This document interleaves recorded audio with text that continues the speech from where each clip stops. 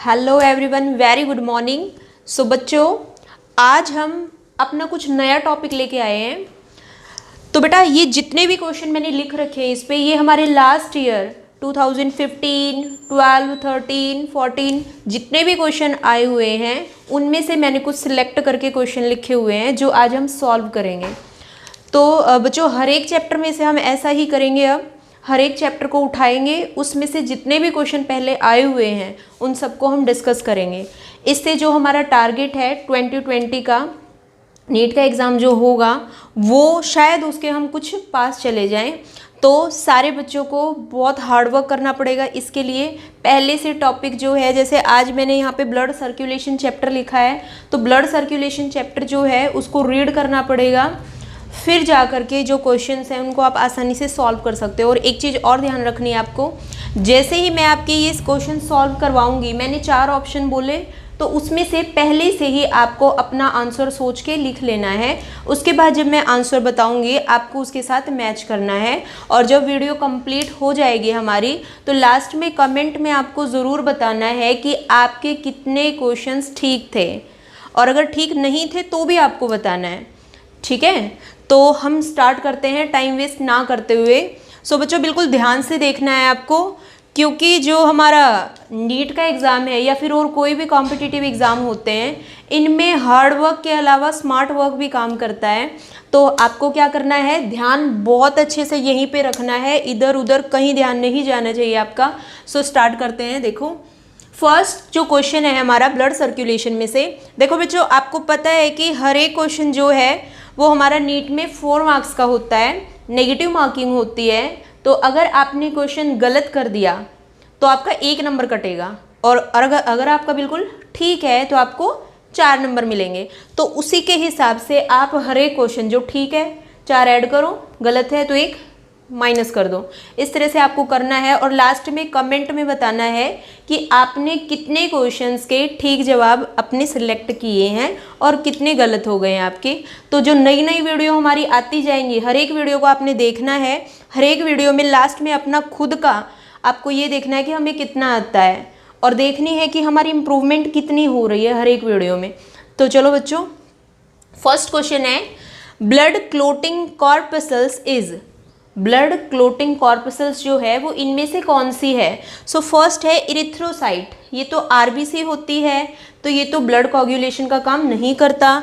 Monocyte बिल्कुल नहीं, lymphocyte नहीं करते। क्या बचा, थ्रोम्बोसाइट। सो थ्रोम्बोसाइट जो है इसका एक अदर नेम और है, हम इसको और क्या बोलते हैं, प्लेटलेट्स भी बोलते हैं हम, ओके क्या बोलते हैं, प्लेटलेट्स। तो इसका काम क्या है, ब्लड को कोagulate करने का। सो राइट आंसर हमारा क्या हो गया इसमें से, डी, थ्रोम्बोसाइट।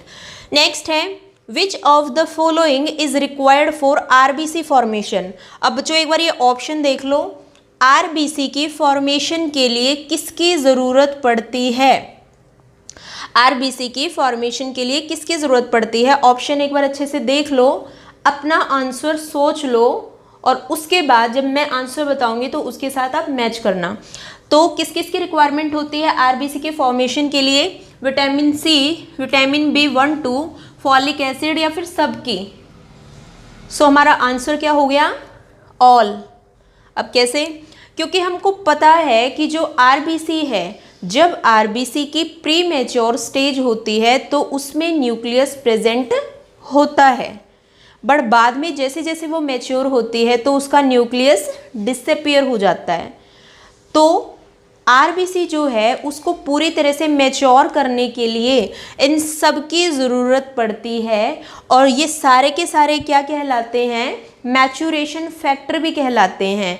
इन सब की कंसंट्रेशन ज़्यादा होने की वजह से ही आरबीसी जो है उसके अंदर जो न्यूक्लियस है वो डिसअपीयर हो जाता है। सो इनको हम और क्या बोलते हैं, मैच्योरेशन फैक्टर भी बोलते हैं, जो आरबीसी को मैच्योर करवाने में हेल्प करते हैं। सो राइट आंसर क्या हो गया हमारा इसके अंदर, D. Next, how many haem molecule, haem is the iron, how many haem molecule are present in 1 molecule of haemoglobin.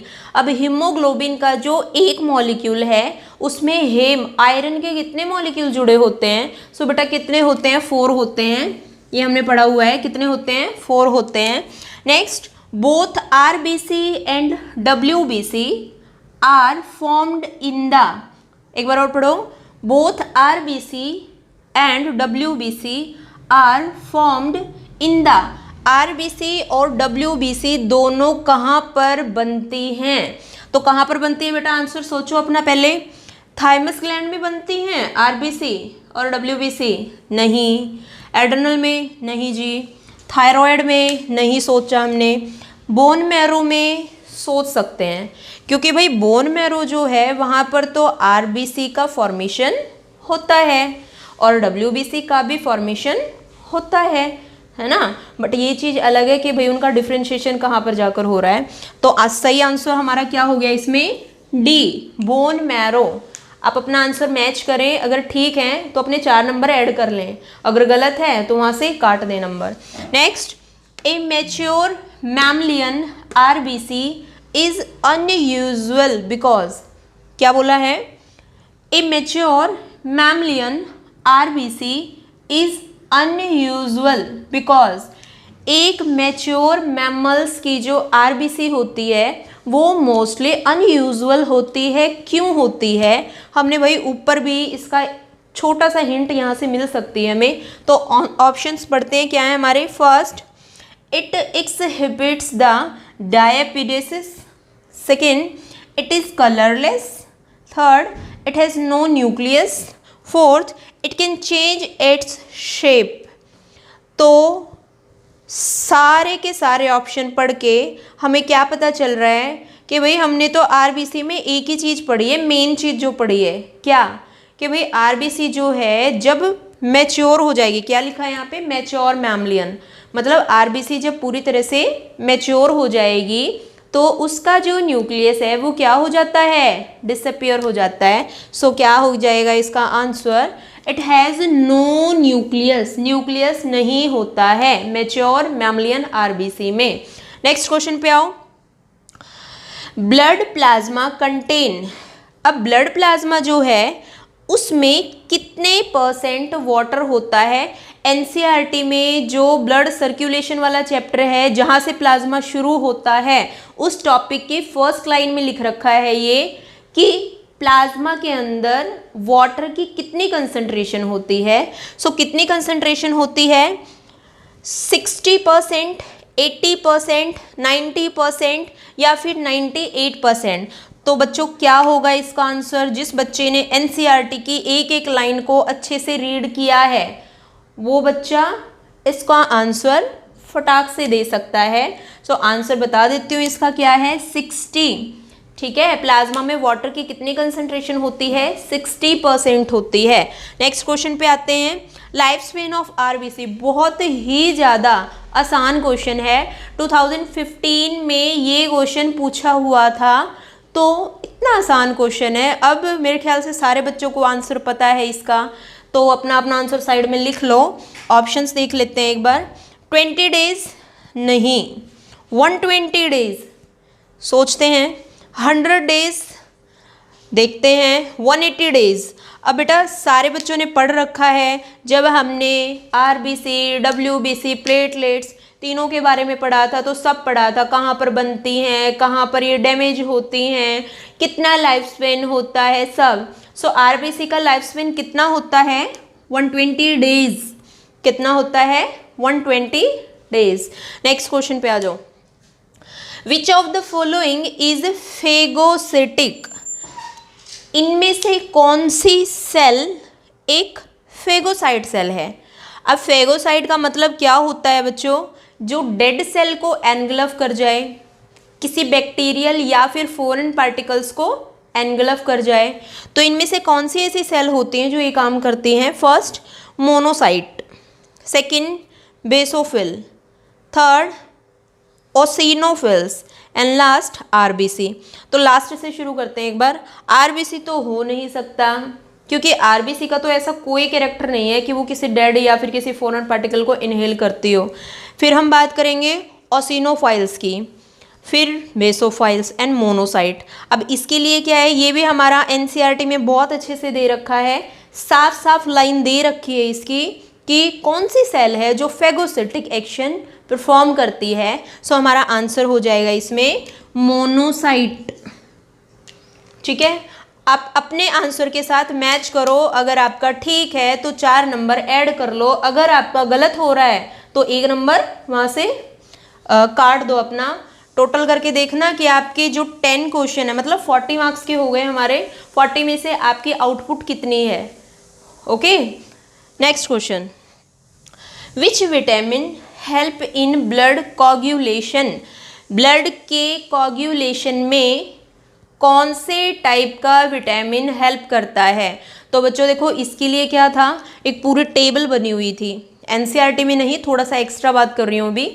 NCERT में सिर्फ नाम दे रखा था कि भाई हाँ विटामिन भी यूज़ होते हैं, ये काम करते हैं, बट कोई अगर आपने कोई भी एक्स्ट्रा बुक पढ़ी है तो पूरी टेबल मिलती है उसमें। उस टेबल में विटामिन सारे मिलेंगे, ए बी, कौन सा विटामिन सी क्या है, डेफिशिएंसी से क्या होगा, फंक्शन क्या है, सब दिया होता है। तो आपको वो टेबल भी लर्न करनी है, क्योंकि आपका हर बार उस टेबल में से एक क्वेश्चन आता ही आता है। ओके, ये क्वेश्चन भी आपका पहले आया हुआ है, इसलिए यहाँ पे मैं करवा रही हूँ। तो बच्चों देखो, ब्लड क्लोटिंग में कौन सा विटामिन हेल्प करता है, तो हमें बिल्कुल ज़्यादा सोचने की ज़रूरत नहीं है। विटामिन के, विटामिन के जो है वो ब्लड के कोagulation में हेल्प करता है। विटामिन सी नहीं, विटामिन ए नहीं, विटामिन डी नहीं। सो आंसर क्या हो गया हमारा, ए हो गया आंसर, विटामिन के। लास्ट क्वेश्चन देखते हैं हम अपना, पीएच ऑफ ब्लड। अब बच्चों इसके लिए तो शायद आपको ऑप्शन भी नहीं पढ़ने चाहिए, बहुत सिंपल सा क्वेश्चन है ना, बिल्कुल साफ साफ एनसीईआरटी की लाइन उठा करके रख दी है यहाँ पे कि बताओ ब्लड जो है उसकी पीएच कितनी होती है। अब देखो एक चीज़ और होती है कि आप हमेशा ये मत सोचना कि भाई अगर वहाँ पे 7.4 लिखा हुआ था एनसीईआरटी में तो हमें तो ऑप्शन में 7.4 ही मिलेगा, तो ही हम उसमें राइट लगाएंगे, वरना हम छोड़ देंगे कि भाई ये तो इसके ऑप्शन ही ठीक नहीं है।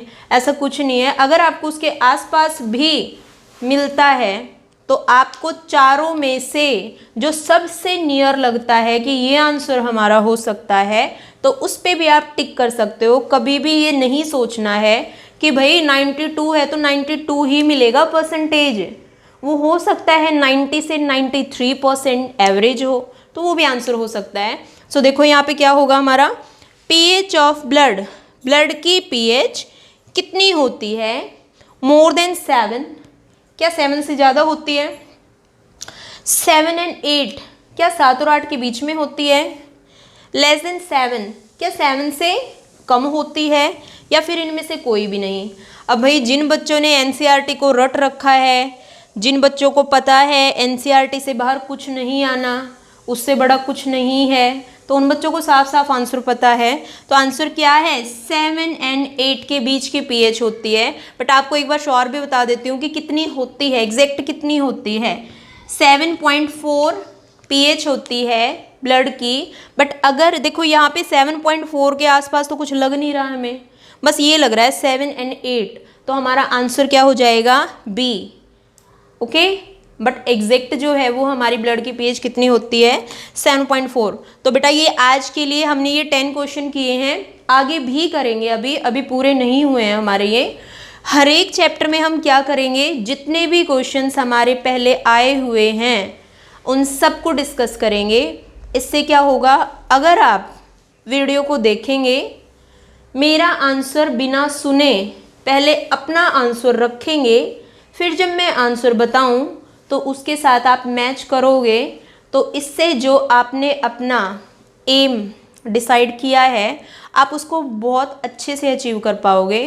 तो बच्चों आज के लिए इतना ही, इससे आगे जो है वो हमारा नेक्स्ट वीडियो में होगा। तब तक आप अच्छे से इन क्वेश्चंस को करिए, और जो बच्चे एनसीईआरटी को साइड में रखे हुए हैं तो वो उसको उठा लें और एक एक लाइन को अच्छे से रीड करें। अगर आपको किसी भी लाइन में कोई प्रॉब्लम है तो आप वो भी कमेंट में डाल सकते हो, मैं आपको सॉल्यूशन करके दूंगी। सो बच्चों ऑल द बेस्ट, अपनी तैयारी अच्छी करो और साथ साथ में तैयारी करो। तब तक के लिए बाय बाय।